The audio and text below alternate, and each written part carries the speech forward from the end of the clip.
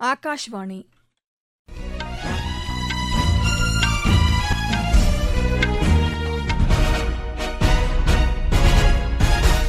செய்திகள் வாசிப்பவர் லட்சுமி ராகவன். தலைப்புச் செய்திகள்.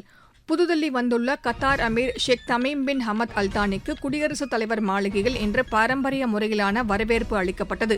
ஜம்மு காஷ்மீரில் புதிய குற்றவியல் சட்டங்கள் அமலாக்கம் குறித்து மத்திய உள்துறை அமைச்சர் திரு அமித் ஷா ஆலோசனை மேற்கொண்டார். மதுரை, திருச்சியில் டைடல் பூங்கா அமைக்கும் பணிக்கு தமிழக முதலமைச்சர் திரு மு க ஸ்டாலின் இன்று அடிக்கல் நாட்டினார். தமிழக அரசின் வரும் ஆண்டிற்கான பட்ஜெட் சட்டப்பேரவையில் அடுத்த மாதம் 14ஆம் தேதி தாக்கல் செய்யப்படும் என பேரவைத் தலைவர் திரு அப்பாவு தெரிவித்துள்ளார். மகளிர் பிரீமியர் லீக் கிரிக்கெட் போட்டியில் இன்று குஜராத் அணி மும்பை அணியை எதிர்கொள்கிறது. இனி விரிவான செய்திகள். புதுதில்லி வந்துள்ள கத்தார் அமீர் ஷேக் தமீம் பின் ஹமத் அல்தானிக்கு குடியரசுத் தலைவர் மாளிகையில் இன்று பாரம்பரிய முறையிலான சிவப்பு கம்பள வரவேற்பு அளிக்கப்பட்டது. குடியரசுத் தலைவர் திருமதி திரௌபதி முர்மு, பிரதமர் திரு நரேந்திர மோடி ஆகியோர் கத்தார் அமீரை வரவேற்றனர். பின்னர் அவர் முப்படை வீரர்களின் அணிவகுப்பு மரியாதையை ஏற்றுக்கொண்டார். இதனைத் தொடர்ந்து பிரதமர் திரு நரேந்திர மோடி கத்தார் அமீருடன் பேச்சுவார்த்தை நடத்த உள்ளார். முன்னதாக நடைபெற்ற இந்தியா கத்தார் வர்த்தக அமைப்பின் கூட்டத்தில் பேசிய மத்திய வர்த்தக தொழில்துறை அமைச்சர் திரு பியூஷ் கோயல், இந்திய தொழில் கூட்டமைப்பான சிஐஐ மற்றும் கத்தார் வர்த்தக சங்கத்திற்கிடையேயும் இன்வெஸ்ட் கத்தார் மற்றும் இன்வெஸ்ட் இந்தியா அமைப்புகளுக்கிடையேயும் 2 ஒப்பந்தங்கள் கையெழுத்தாகி இருப்பதாக தெரிவித்தார். மேலும் இரு நாடுகளுக்கிடையேயான வர்த்தக கூட்டு நடவடிக்கை குழு அமைச்சர்களளவிலான குழுவாக தரம் உயர்த்தப்பட்டிருப்பதாகவும் அவர் கூறினார். இந்தியாவின் எரிசக்தி, கட்டமைப்பு வசதி போன்ற பல்வேறு திட்டங்களில் முதலீடு செய்ய வருமாறும் கத்தார் தொழில் நிறுவனங்களுக்கு திரு பியூஷ் கோயல் அழைப்பு விடுத்தார். ராமகிருஷ்ண பரமஹம்சரின் பிறந்த தினத்தையொட்டி அவருக்கு நாட்டு மக்கள் சார்பில் மரியாதை செலுத்துவதாக பிரதமர் திரு நரேந்திர மோடி தெரிவித்துள்ளார். அவர் வெளியிட்டுள்ள காணொலி பதிவில், அன்னை காளி தேவியின் தெய்வீக காட்சியை நேரில் கண்ட சுவாமி ராமகிருஷ்ண பரமஹம்சர் தனது வாழ்நாள் முழுவதையும் காளி தேவிக்காக அர்ப்பணித்தவர் என தெரிவித்துள்ளார். உலகம் முழுவதும் காளி தேவியின் உணர்வுகள் பரவியிருப்பதாகவும் இவர் குறிப்பிட்டுள்ளார். இந்த உணர்வுகளை மேற்கு வங்கத்தில் நடைபெறும் காளி பூஜையின் போது காண முடியும் என்றும், அதுவே ஒட்டுமொத்த நாட்டின் நம்பிக்கையாக உள்ளது என்றும் பிரதமர் கூறியுள்ளார். ராமகிருஷ்ண பரமஹம்சரால் ஈர்க்கப்பட்ட சுவாமி விவேகானந்தர் போன்றவர்களும் இதனை வெளிப்படுத்தி இருப்பதாக திரு நரேந்திர மோடி தனது காணொலி பதிவில் தெரிவித்துள்ளார். ஜம்மு காஷ்மீரில் புதிய குற்றவியல் சட்டங்கள் அமலாக்கம் குறித்து மத்திய உள்துறை அமைச்சர் திரு அமித் ஷா ஆலோசனை நடத்தியுள்ளார். புதுதில்லியில் இன்று நடைபெற்ற இந்த கூட்டத்தில் ஜம்மு காஷ்மீர் துணைநிலை ஆளுநர் திரு மனோஜ் சின்ஹா, முதலமைச்சர் திரு உமர் அப்துல்லா மற்றும் உயர் அதிகாரிகள் பங்கேற்றனர். பின்னர் செய்தியாளர்களிடம் பேசிய முதலமைச்சர் திரு உமர் அப்துல்லா, ஜம்மு காஷ்மீரில் புதிய குற்றவியல் சட்டங்கள் சிறந்த முறையில் அமல்படுத்தப்படுகிறது என்று திரு அமித் ஷா தெரிவித்ததாக கூறினார். மேலும் சில அம்சங்களில் காணப்படும் குறைபாட்டை சரி செய்வதற்கான நடவடிக்கைகள் குறித்தும் அவர் ஆலோசனை வழங்கி இருப்பதாக திரு உமர் அப்துல்லா தெரிவித்தார். ஜம்மு காஷ்மீர் யூனியன் பிரதேசம் என்பதால் மத்திய அரசுதான் இந்த சட்டங்களை அமல்படுத்தி வருவதாகவும், புதிய சட்டங்களை பற்றி பொதுமக்கள் அறிந்து கொள்ள ஏதுவாக தேர்ந்தெடுக்கப்பட்ட அரசு என்ற முறையில் தாங்கள் பணியாற்றி வருவதாகவும் அவர் கூறினார். இந்திய ராணுவ ரகசியங்களை பாகிஸ்தானிற்கு கடத்திய குற்றச்சாட்டின் பேரில் கர்நாடகாவைச் சேர்ந்த இருவர் தேசிய புலனாய்வு முகமையால் கைது செய்யப்பட்டுள்ளனர்.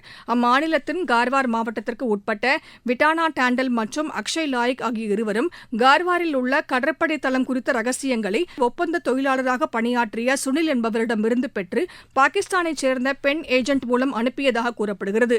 இவர்களிடம் ஏற்கனவே விசாரணை மேற்கொண்ட தேசிய புலனாய்வு முகமை அமைப்பினர் இவர்களது நடவடிக்கையை தொடர்ந்து கண்காணித்து வந்தனர். மேலும் ரகசியங்களை கடத்தியதற்காக இவர்களது வங்கிக் கணக்கில் பணம் செலுத்தப்பட்டிருப்பதும் விசாரணையில் உறுதி செய்யப்பட்டதை அடுத்து அவர்கள் இருவரும் கைது செய்யப்பட்டுள்ளனர். பெருநிறுவனங்களின் சமூக பொறுப்புணர்வு நிதி என்ற பெயரில் சுமார் 6000 கோடி ரூபாய் அளவிற்கு நடைபெற்றதாக கூறப்படும் முறைகேடு குறித்து அமலாக்கத்துறையினர் கேரளாவில் இன்று 12 இடங்களில் சோதனை மேற்கொண்டுள்ளனர். அம்மாநிலத்தில் உள்ள தொண்டு நிறுவனங்களின் கூட்டமைப்பு தலைவரான KN ஆனந்தகுமார் மற்றும் அனந்தோ கிருஷ்ணன், அவரது வழக்கறிஞரான காங்கிரஸ் மூத்த தலைவர் திருமதி லாலி வின்சென்ட் ஆகியோருக்கு சொந்தமான இடங்களில் அமலாக்கத்துறையின் கொச்சி பிரிவினர் இன்று இந்த சோதனையை மேற்கொண்டனர்.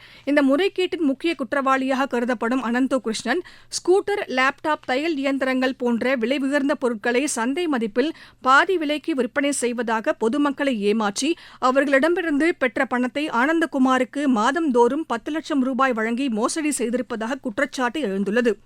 நீங்கள் கேட்டுக்கொண்டிருப்பது ஆகாஷ்வாணியின் செய்தி அறிக்கை.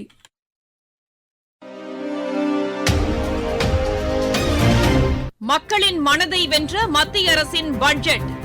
தனிநபர் வருமான வரி விலக்கிற்கான உச்சவரம்பு 12 லட்சம் ரூபாயாக உயர்வு. தமிழகத்தின் ரயில்வே திட்டங்களுக்காக 6626 கோடி ரூபாய் நிதி ஒதுக்கீடு. நாடு முழுவதும் உள்ள அரசு பள்ளிகளில் 50,000 அடல் ஆய்வகங்கள். 36 வகை உயிர்காக்கும் மருந்துகளுக்கு சுங்க வரியிலிருந்து விலக்கு. மாவட்டம் தோறும் அரசு மருத்துவமனைகளில் புற்றுநோய் சிகிச்சை பராமரிப்பு மையங்கள். லித்தியம் பேட்டரிக்கான சுங்க வரி ரத்து. குழாய் மூலம் குடிநீர் வழங்கும் திட்டம் மேலும் 3 ஆண்டுகளுக்கு நீட்டிப்பு. வளர்ச்சியடைந்த இந்தியாவிற்கான பயணத்தில் மோடி அரசு. தொடரும் மக்கள் நலத் திட்டங்கள். இனி மகா கும்பமேளா குறித்த செய்திகள்.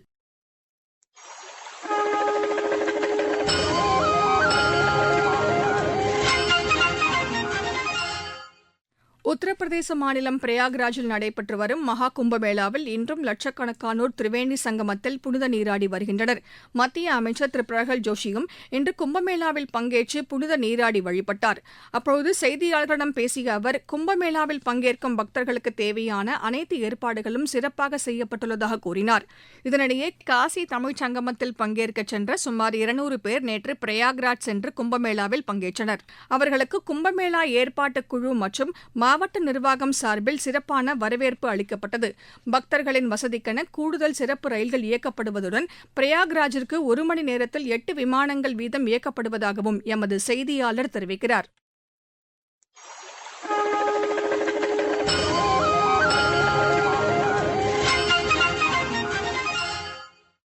மதுரை மற்றும் திருச்சியில் அமைக்கப்படும் டைடல் பூங்காவிற்கு தமிழக முதலமைச்சர் திரு மு.க.ஸ்டாலின் இன்று அடிக்கல் நாட்டினார். சென்னை தலைமைச் செயலகத்தில் நடைபெற்ற நிகழ்ச்சியில் காணொலி வாயிலாக முதலமைச்சர் இந்த பணிகளுக்கு அடிக்கல் நாட்டினார்.